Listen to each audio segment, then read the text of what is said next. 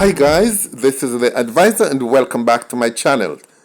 And for you who are visiting this channel for the first time, I say welcome, welcome, welcome. Now, I never tell anybody to subscribe to my channel at the beginning of my videos because you have to know what you're subscribing to. But I'm saying now, if you like the content I present, and if you like the way I present it, I would ask you to then make a decision if you like it, and just hit the like button, hit the notification bell, and subscribe, and I would appreciate that very much. Anyway, let's get into today's video. In all honesty, I did not intend to make another video so soon pertaining to the current Commissioner of Police, Dr. Kevin Blake. But over the past 3 weeks, I have been, maybe about a month, I have been getting calls and texts from several people. I think it's 9, if it's not 9, it's 10 young Jamaicans who tried to get into the police force and have gone through the complete processes and only to do the polygraph, and up to now they can't get it done. This is the on top of the other about 6 or 7 that had contacted me earlier this year. Now, it's hard to believe that this gentleman, with the type of qualification that he comes to this job with, is unable to do one of the simplest tasks, that of letting MOCA do its job. Currently, the last estimate I got earlier this year, about February this year, was that the police force is short of about 2,800 men. And while they're short of this number of men, at the same time, the major organized crime and anti-corruption agency, known as MOCA, is sitting down on at least 800 to 900 files of forced applicants who are aspiring to serve this country and can't get in because MOCA is taking them file and sped bed upon them. 5 of these people who contacted me are now working in call centers, and 3 of them out of the 9 have degrees.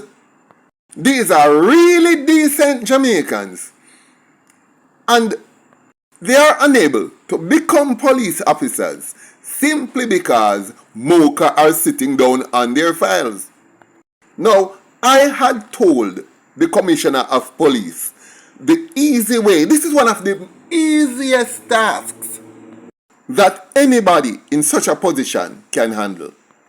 I suggested that what should have happened is that an ad be placed in the newspaper and on television or on radio asking forced applicants who are just awaiting polygraph to get in touch with a special number or a special department as so designated by the Commissioner of Police. That way, he could be able to confirm for a fact that X number of persons are awaiting polygraph and the length of time that they have been waiting. These people contact me out of frustration because every time they contact anybody within the JCF, they tell them that they can't do anything. It's totally out of their hands. It's up to MOCA, and they have absolutely no control over what MOCA does. And for the life of me, I cannot understand why the JCF is incapable of vetting its own force applicants. There was one numbskull, and I have to call this individual a numbskull. He says that because the police force is corrupt, and because the police force is corrupt, people might get through with the polygraph who shouldn't have gotten through. Okay, fine. I think I can accept that. Okay, fine. But here's the thing. Where do MOCA staff come from? Them come from the JCF. Is it that MOCA staff have wings on their backs and halo around their heads so they are incorruptible?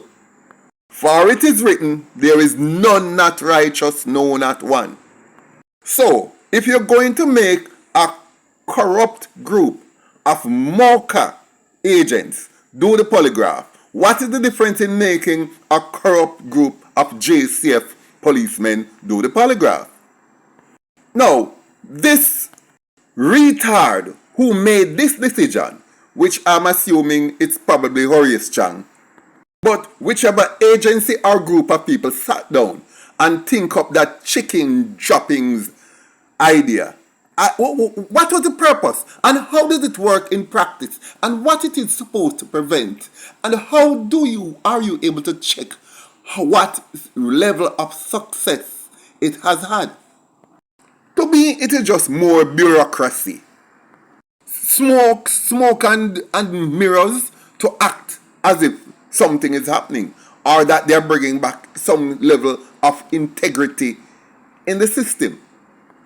And I don't even know if we can say bringing back integrity because we won't even be able, what would be the benchmark pointers that we would use to see if there was no integrity in the system to begin with.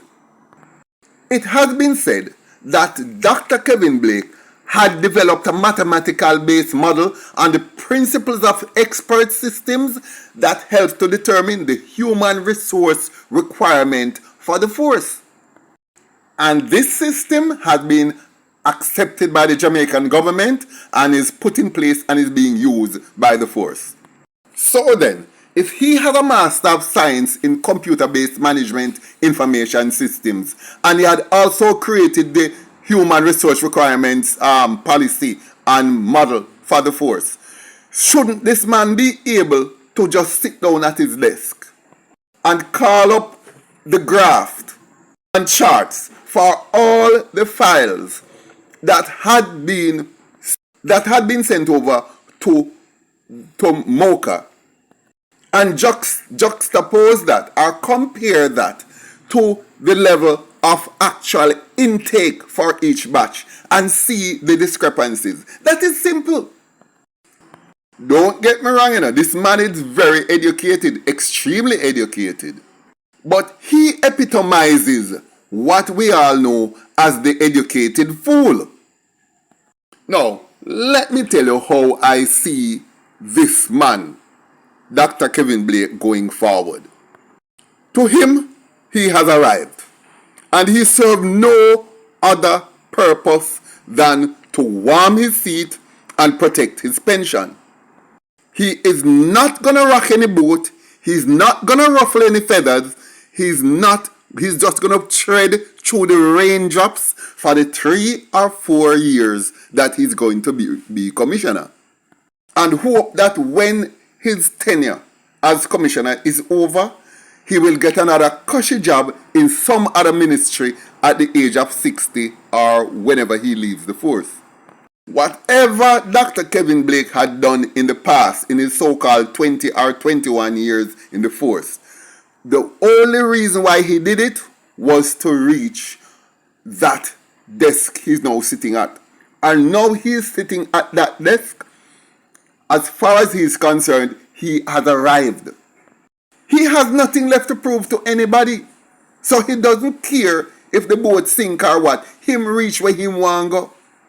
And whether a prospective commissioner and an efficient commissioner is going to come up through the ranks and one day make a difference in this country, but they can't even get recruited because Dr. Kevin Blake failed to do his job. Yes, this man can sit down at his desk and find out what he wants to know if he's the computer person that he is made out to be.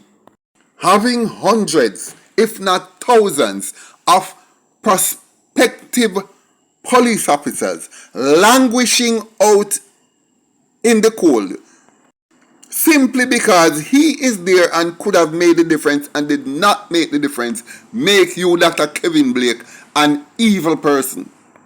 The sad part is that this will not get any better. Things will never change. Nobody will ever make any difference because nobody in high places cares.